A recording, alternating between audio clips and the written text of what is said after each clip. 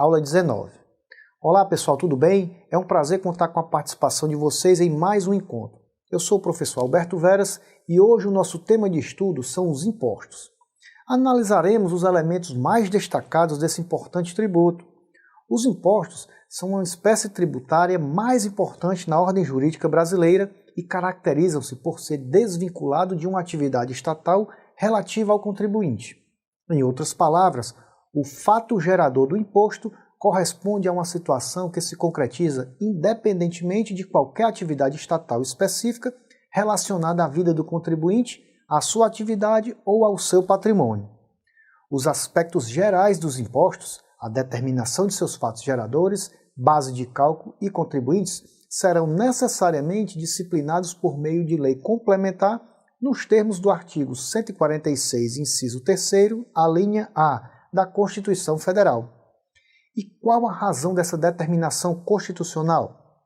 Bom, a intenção do Constituinte foi a de limitar e padronizar a incidência dessa espécie tributária em todo o território nacional, aplicando-se norma geral que deverá ser seguida por todos os entes, União, Estados, Distrito Federal e municípios.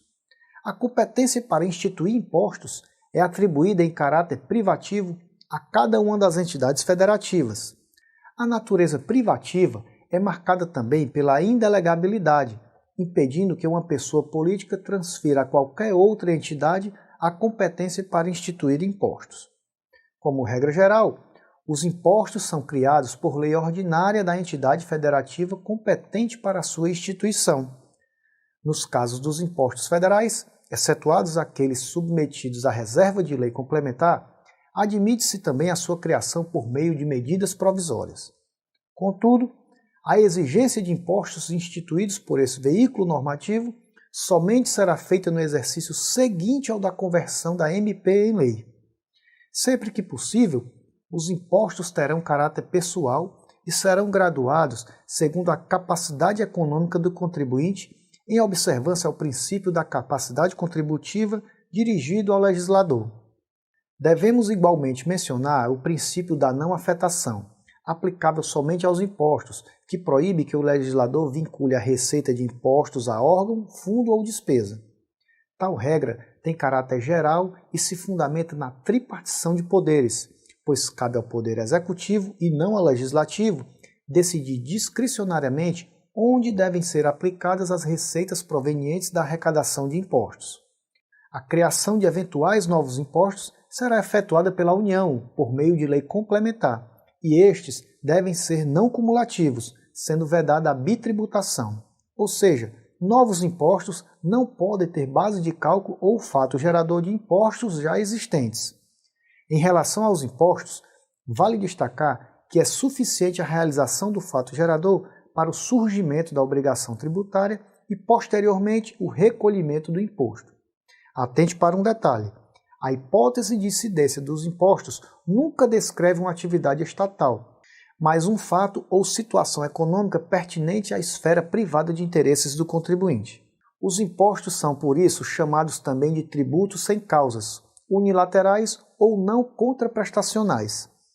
Os impostos não têm caráter retributivo, e sim contributivo, sendo utilizados para obter recursos voltados ao custeio de serviços públicos de caráter geral, para atender à coletividade em seu todo, bem como a outras despesas estatais.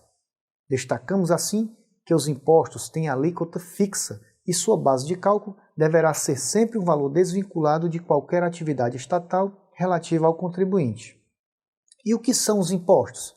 Os impostos extraordinários de guerra, ou IEGS, podem ser criados pela União por meio de lei ordinária, sendo admitida sua instituição também por medida provisória em caso de guerra externa ou em sua eminência.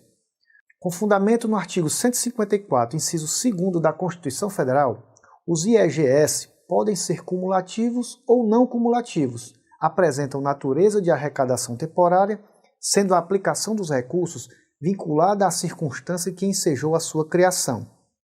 Aos IEGS, em razão de seu caráter emergencial, também é permitida a bitributação, isto é, eles podem ter base de cálculo ou fato gerador de imposto já existente, ainda que estadual ou municipal. Por essa mesma razão, Os IEGS são exceções às duas anterioridades, podendo ser cobrados no dia seguinte à publicação da lei que os tenha instituído. Com essas observações, concluímos a nossa aula de hoje. Aguardo vocês em nossa próxima aula e tenham bons estudos.